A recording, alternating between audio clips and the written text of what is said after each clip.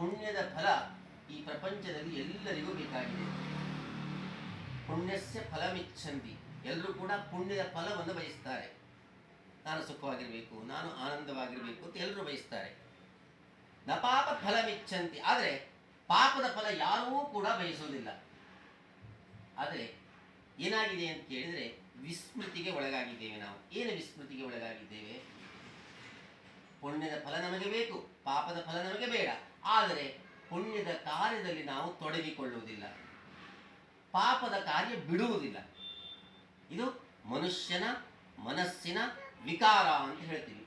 ಹಾಗಿದ್ರೆ ಇದಕ್ಕೆ ಏನು ಕಾರಣ? ಎಲ್ಲರೂ ಹಾಗಿಲ್ಲ ಅಂತಂದ್ರೆ ಕೆಲವರು ಹಾಗಿದ್ದಾರೆ, ಹೌದಾ? ಹಾಗಿದ್ರೆ ಈ ವಿಕಾರಗಳಿಗೆ ಏನು ಕಾರಣ ಅಂತ ಕೇಳಿದರೆ, ನಾವೆಲ್ಲರೂ ಕುಡಿಯುವುದು ಒಂದೇ ಅನ್ನ, ಒಂದೇ ನೀರು, ಒಂದೇ ಗಾಳಿ ಆದರೂ ಕೂಡ ಬೇರೆ ಬೇರೆಯಾಗಿರ್ತಕ್ಕಂಥ ವಿಕಾರ ಸ್ವರೂಪಗಳು ಈ ಪ್ರಪಂಚದಲ್ಲಿ ಯಾಕಿವೆ ಅಂತ ಕೇಳಿದರೆ, ಪೂರ್ವಜನ್ಮ ಕೃತಂ ಪಾಪಂ, ಹಿಂದಿನ ಜನ್ಮದಲ್ಲಿ ಮಾಡಿದ ಕರ್ಮಗಳ ಫಲಗಳನ್ನು ನಾವು ಅನುಭವಿಸ್ತಾ ಇದ್ದೇವೆ. ಹಾಗಾಗಿ ಈ ಜನ್ಮದಲ್ಲಿ ಏನಾಗುತ್ತೆ, ಆ ಪಾಪ ಕರ್ಮಗಳ ಫಲ ಏನಾಗುತ್ತೆ, ಈ ವೇಳೆಯಲ್ಲಿ ನಾವು ಈಗ ಜೀವಿತಾವಧಿಯಲ್ಲಿ ಏನು ಅನುಭವಿಸ್ತಾ ಇರ್ತೇವೋ ಕಷ್ಟಗಳನ್ನು ಅಥವಾ ಶೋಕವನ್ನು ಅಥವಾ ದುಃಖವನ್ನು ಅಥವಾ ನಷ್ಟವನ್ನು ಅನುಭವಿಸ್ತಾ ಇರ್ತೀವಲ್ಲ, ಇದೆಲ್ಲದಕ್ಕೂ ಕಾರಣ ಹಿಂದಿನ ಜನ್ಮದಲ್ಲಿ ಮಾಡಿದ ಪಾಪದ ಫಲಗಳು. ಆ ಪಾಪದ ಫಲ ಪರಿಮಾರ್ಜನೆಯಾಗದೆ ನಮಗೆ ಸುಖ ಪ್ರಾಪ್ತಿಯಾಗುವುದಿಲ್ಲ. ಈ ಸುಖ ಪ್ರಾಪ್ತಿಯಾಗಬೇಕು ಅಂತಿದ್ರೆ ತಚ್ಛಾಂತಿ ಔಷಧೈ ದಾನಿ ವ್ರತ ಹೋಮ ಅರ್ಚನಾದಿಭಿ, ಭಗವಂತನ ಸೇವೆಯನ್ನು ನಾವು ಮಾಡಿಕೊಳ್ಬೇಕು. ಆ ಪಾಪ ಪರಿಮಾರ್ಜನೆಗಾಗಿ ಹೋಮಗಳನ್ನು ಮಾಡಿಕೊಳ್ಬೇಕು, ಹವನಗಳನ್ನು ಮಾಡಿಕೊಳ್ಬೇಕು, ದಾನಗಳನ್ನು ಮಾಡಿಕೊಳ್ಬೇಕು. ಹೀಗೆಲ್ಲ ಕ್ರಮಗಳನ್ನು ಋಷಿಗಳು ನಮಗೆ ಮಾರ್ಗದರ್ಶನವನ್ನು ಮಾಡಿದ್ದಾರೆ. ಹಾಗಿದ್ರೆ ವಿಶೇಷವಾಗಿ ಇವತ್ತು ಮಾಡ್ತಕ್ಕಂಥ ಕಾರ್ಯಕ್ರಮದ ಬಗ್ಗೆ ನಾವು ತಿಳಿದುಕೊಳ್ಳುವುದಾದರೆ ಕುಜಶಾಂತಿ ಹವನ. ಯಾಕೆ ಇವರ ಜಾತಕದಲ್ಲಿ ನಾವು ಇದನ್ನು ಮಾಡ್ತಾ ಇದ್ದೇವೆ ಅಂತ ಕೇಳಿದರೆ, ಕಳತ್ರ ದೋಷ ಅಂತ ಹೇಳ್ತೀವಿ. ಅಂದರೆ ಮದುವೆ ಆಗುವುದಕ್ಕೆ ವಿಳಂಬ, ಇನ್ನು ಮದುವೆ ಆದ ಮೇಲೆ ಏನು ತೊಂದರೆ ಆಗಬಾರದು, ಕಳತ್ರ ದೋಷ ಇದೆ, ಹೆಂಡತಿಯ ಕುರಿತು ದೋಷಗಳಿದೆ ಅಂತಕ್ಕಂಥ ಒಂದು ಕಾರಣದಿಂದ ಕುಜಶಾಂತಿ ಹವನ ಕದಲಿ ವಿವಾಹವನ್ನು ಇಟ್ಕೊಂಡಿದ್ದೇವೆ. ವಿವಾಹ ಆದ ಮೇಲೆ ದಾಂಪತ್ಯ ಜೀವನ ನಿಮಗೆ ಸುಖವಾಗಿರಬೇಕು, ಮತ್ತೆ ಡೈವರ್ಸ್ ಆಗೋದು ಅಥವಾ ಏನೋ ಒಂದು ದೋಷಗಳು ಉಂಟಾಗಬಾರ್ದು. ಆ ದೋಷಗಳು ಕುಂಡಲಿಯಲ್ಲಿ, ನಿಮ್ಮ ಕುಂಡಲಿಯಲ್ಲಿ ಕಾಣಿದ್ದರಿಂದ ನಾವೇನು ಮಾಡ್ತಾ ಇದ್ದೇವೆ, ಪ್ರಥಮವಾಗಿ ಪೂರ್ವಭಾವಿಯಾಗಿ ಏನು ಮಾಡ್ತಾ ಇದ್ದೇವೆ, ಕದಲಿ ವಿವಾಹವನ್ನು ನಿಮಗೆ ಮಾಡಿಸ್ತಾ ಇದ್ದೇವೆ.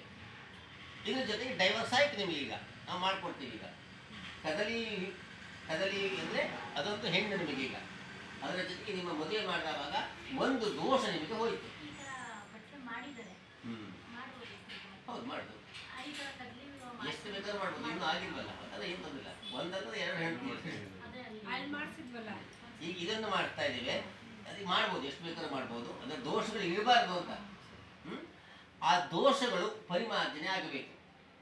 ಈಗ ಮುಂದೆ ನಿಮಗೆ ಯಾವುದೋ ಒಂದು ಒಳ್ಳೆ ಹುಡುಗಿ ಸಿಗಬೇಕು, ಒಳ್ಳೆ ಹುಡುಗಿ ಸಿಕ್ಕಿ ಅನುರೂಪ ಕನ್ಯಾ ಪ್ರಾಪ್ತ್ಯರ್ಥಂ, ಒಳ್ಳೆ ಹುಡುಗಿ ನಿಮಗೆ ಸಿಗಬೇಕು, ಅವಳ ಜೊತೆಗೆ ವಿವಾಹ ಭಾಗ್ಯ ಒದಗಬೇಕು, ಕುಲಕ್ಕೆ ಕುಟುಂಬಕ್ಕೆ ಅವಳು ಬಂದು ಒಳ್ಳೆಯದನ್ನು ಮಾಡಬೇಕು ಅಂತಕ್ಕಂತಹ ಒಂದು ವಿಶ್ವಾಸದಿಂದ ಬಾಲಗಣಪತಿ ಹೋಮ, ಆ ಮಹಾಗಣಪತಿ ಅನುಗ್ರಹ ನಿಮಗೆ ಆಗಿ ಶೀಘ್ರಮೇವ ವಿವಾಹ ಭಾಗ್ಯ ಸಿದ್ಧಾರ್ಥಂ, ಅತಿ ಶೀಘ್ರವಾಗಿ. ಎಷ್ಟು ಶೀಘ್ರವಾಗಿ? ನಾವು ಆರ್ಡರ್ ಅಂತೂ ಮಾಡೋಕ್ಕಾಗಲ್ಲ ಭಗವಂತನ ಹತ್ರ, ಆದರೆ ಪ್ರಾರ್ಥನೆ ಮಾಡ್ಕೊಳ್ಬೋದು. ಭಗವಂತ ನಮಗೆ ಅನುಗ್ರಹ ಮಾಡು. ಭಗವಂತ ಪ್ರಾರ್ಥನೆಗೆ ಯಾಕೆ ಒಲಿತಾನೆ ಅಂತ ಕೇಳಿದ್ರೆ, ಅವನ ಸೇವೆಯನ್ನು ಮಾಡಿದವಾಗ, ಅವನಿಗೆ ಪ್ರಿಯವಾಗಿರ್ತಕ್ಕಂಥ ಹವನವನ್ನು ಮಾಡಿದವಾಗ ಅವನ ಅನುಗ್ರಹ ನಮಗೆ ಆಗತ್ತೆ. ಇಲ್ಲಿ ಸ್ವಿಚ್ ಹಾಕಿದ್ರೆ ಕರೆಂಟ್ ಬರುತ್ತೆ ಹೇಳೋದಂತ ಅಷ್ಟು ನಂಬಿಕೆ ನಮಗೆ ಇರೋದರಿಂದ ಈ ಹವನವನ್ನು ಮಾಡಿದರೆ ನಮಗೆ ಈ ಕಾರ್ಯಸಿದ್ಧಿ ಆಗುತ್ತೆ ಹೇಳ್ತಕ್ಕಂಥದ್ದು ಋಷಿಗಳೇ ನಮಗೆ ಪ್ರಣೀತವಾಗಿ ನಮಗೆ ಹೇಳಿದ್ದಾರೆ. ಆದ್ದರಿಂದ ನಿಮಗೆ ಶ್ರದ್ಧೆ ಇರ್ತಕ್ಕಂಥ ಕಾರಣದಿಂದ ನಮ್ಮನ್ನು ಪ್ರೀತಿಯಿಂದ ಕರೆದಿದ್ದೀರಿ. ನಾವು ಹೇಳಿದ ತಕ್ಷಣದಲ್ಲಿ ಇದನ್ನು ಅರೇಂಜ್ ಮಾಡ್ಕೊಂಡಿದ್ದೀರಾ. ಇದೆಲ್ಲವೂ ಕೂಡ ಫಲಕ್ಕೆ ನಾಂದಿ. ಯಾಕೆ ಫಲಕ್ಕೆ ನಾಂದಿ? ಶ್ರದ್ಧಾಂ ಕಾಮಸ್ಯ ಮಾತ್ರ. ನಿಮಗೆ ಈ ಎಲ್ಲ ಕೆಲಸಗಳು ಆಗೇ ಆಗುತ್ತೆ ಹೇಳೋದಕ್ಕೆ ಕಾರಣ ಏನು ಅಂತ ಕೇಳಿದರೆ, ಹೇಳಿದ ತಕ್ಷಣ ಗುರುವಾಕ್ಯವನ್ನು ನಿಂದಿಸಿಲ್ಲ ನೀವು. ಗುರು ಹೇಳಿದ್ದಾರೆ ಮಾಡಬೇಕು ಅಂತ ತಕ್ಷಣದಲ್ಲಿ ನೀವು ಹೇಳಿದರೆ ಆವತ್ತು. ಇದು ಶ್ರದ್ಧೆಯ ದ್ಯೋತಕ. ಈ ಶ್ರದ್ಧೆಯಿಂದ ನಿಮಗೆ ಫಲ ಬರುತ್ತೆ. ಆದ್ದರಿಂದ ಭಗವಂತನಿಗೆ ಬೇಕಾಗಿರುವುದು ಎರಡೇ. ಅಮ್ಮ ನೀವು ಎಷ್ಟು ಚೆನ್ನಾಗಿ ಹೂವು ತಂದಿದ್ದೀರಿ ಅಂತ ಆವಾಗಲೇ ಹೇಳಿದ್ದೀನಿ, ಹೌದಾ? ಅದು ಶ್ರದ್ಧೆಯ ದ್ಯೋತಕ. ಇಲ್ಲ ಬಟ್ಟೆ ತರುವುದಾಗಿತ್ತು ಅಂತ ಹೇಳಿಲ್ಲ, ಅಂದರೆ ಅದೆಲ್ಲವ ಅಶ್ರದ್ಧೆಯ ದ್ಯೋತಕ. ಹಾಗಂತ ನಮಗೋಯಿಸಿದ ಮೇಲೆ ನಾವೇ ತರಬೇಕು, ಅದು ವ್ಯವಹಾರ ದೃಷ್ಟಿಯಿಂದ ಹೌದು. ಆದರೂ ಕೂಡ ಅದನ್ನು ಮೀರಿ ನೀವು ಎಲ್ಲವನ್ನು ಮಾಡಿದ್ದೀರಾ ಅಂತಂದರೆ ನಿಮಗೆ ಅತ್ಯಂತ ಶ್ರದ್ಧೆ ಇದೆ ಭಗವಂತನ ಮೇಲೆ ಅಂತ ಅರ್ಥ. ಅದರ ದ್ಯೋತಕವಾಗಿ ಭಗವಂತನ ಅನುಗ್ರಹ ಖಂಡಿತವಾಗಿ ನಿಮ್ಗೆ ಆಗತ್ತೆ. ಆಗಲಿ ಅಂತ ನಿಮ್ಮ ಪರವಾಗಿ ನಾವು ಕೂಡ ನಿಮ್ಮ ಪ್ರಾರ್ಥನೆ ಮಾಡ್ಕೊಳ್ತೇವೆ. ನಿಮ್ಮ ಮನೆ ದೇವರನ್ನು ಸ್ಮರಣೆ ಮಾಡಿ. ಮನೆ ದೇವರು ಯಾವುದು?